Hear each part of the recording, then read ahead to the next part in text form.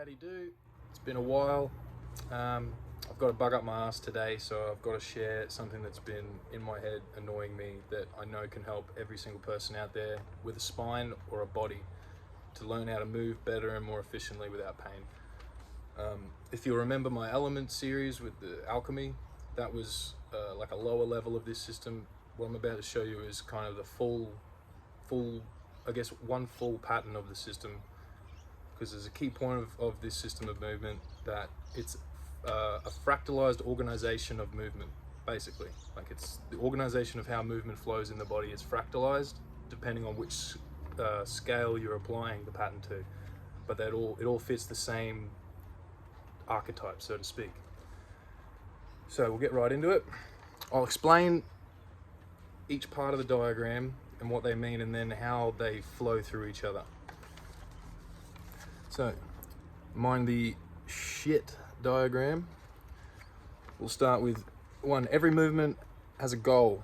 So every movement is cognitively driven. There's a desire, there's a focus of, I'm gonna go do that, I'm gonna walk over there, I'm gonna throw this, I'm gonna grab this, etc. Now, in order to achieve any movement goal or to go toward any movement attractor that you have to contract and relax muscles. All right, that's getting real simple. I could get more complicated, but that's real simple. So contract, relax, or relax. Not quite, but contract. There's a pendulum element to it. That's the key point. All right, so that's the circle there. There's movement, goal, and attractor that contains the system. So it makes it go full circle, so that it's nicely tied up like a present. We've got a pendulum here. Now the pendulum swings each way. That's contract and relax.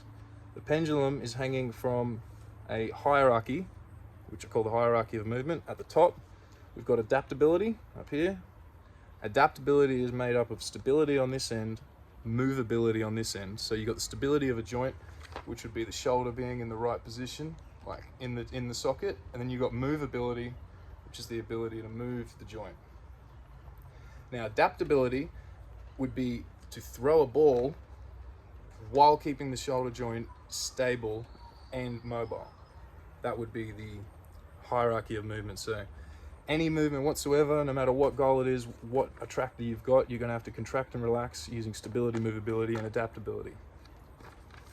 Now, inside the hierarchy of movement, what's involved in making that happen is the outer unit, which is the fascial slings of the body, which you've got the anterior oblique, which is like so, across this way, posterior oblique, from this lat to this glute, and then same the other way. You've got the frontal sling, so that's one pair of slings. There's 4 pairs. There's kind of more than 4 pairs of slings, but in terms of what's actually necessary for the most fundamental movements, like if you don't have these 4, you can't do any movement. But there's some movements that, like the arm sling, for example, is a more refined use of a sling. But if you chopped your arms off, you'd still be able to do a lot of fundamental movements because you've got the other 4 slings. So you've got the anterior, posterior oblique, frontal sling, which is the quadratus lumborum, the deep muscle of the back here, the glute med and minimum, minimus and medius, here and here, and then the adductor, which is inside the leg, which is used whenever you are doing any kind of sidestepping.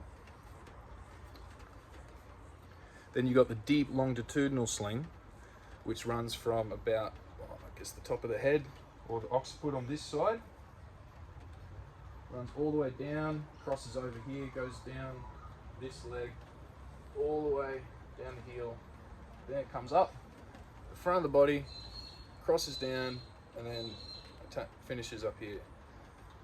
And that's mainly in use during gait, so the propulsion phase of gait.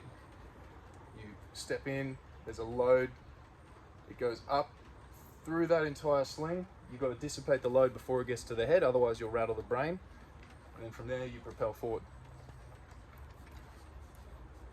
Now, while you've got all that, the fascial system is your big movers of more gross movements like a push, a pull, a throw. Those are done mainly by the fascial system. But while the fascial system's working, so inside the hierarchy here, you've got a square, which means it's embedded in the hierarchy. You can't have the hierarchy without the square inside it. Then inside the square, we've got a interconnected pentagram star here, which just exemplifies the fact that all of these are interacting in the body. It's not like and there's no direct flow. It can flow from either one to all of them in any direction.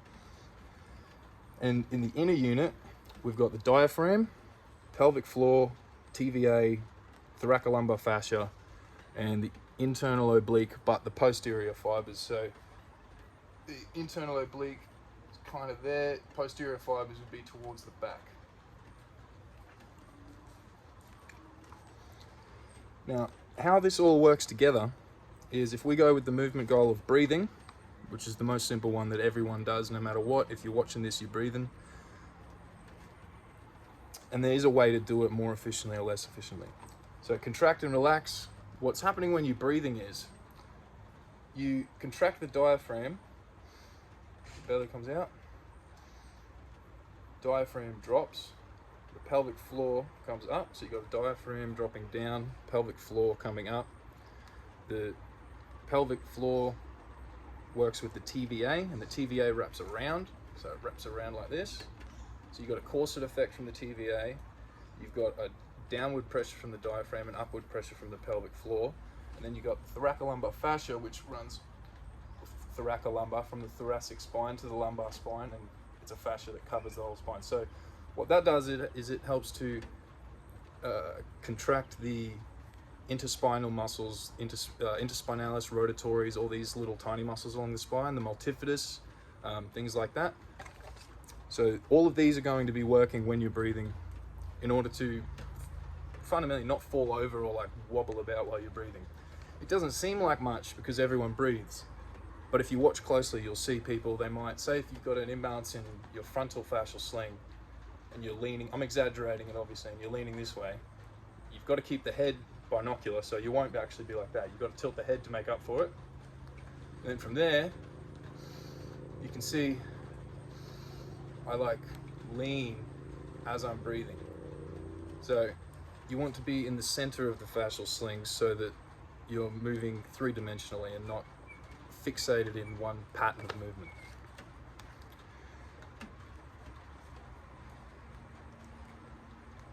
Now let's integrate walking with, breath with walking.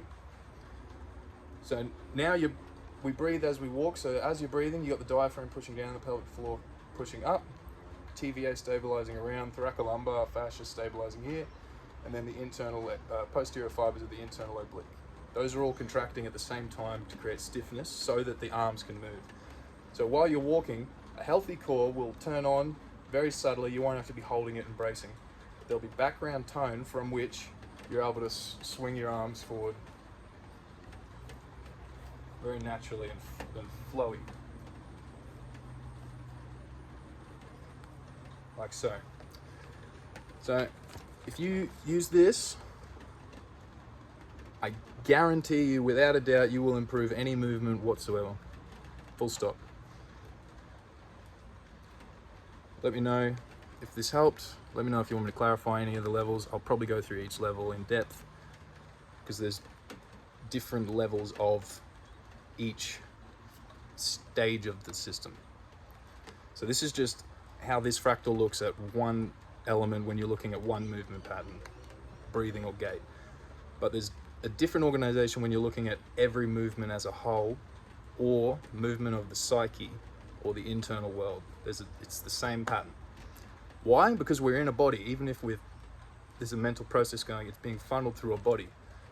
So it has to kind of coalesce with the laws of the body in order to have coherence from mind to body. All right? So I'll give you one last look at that.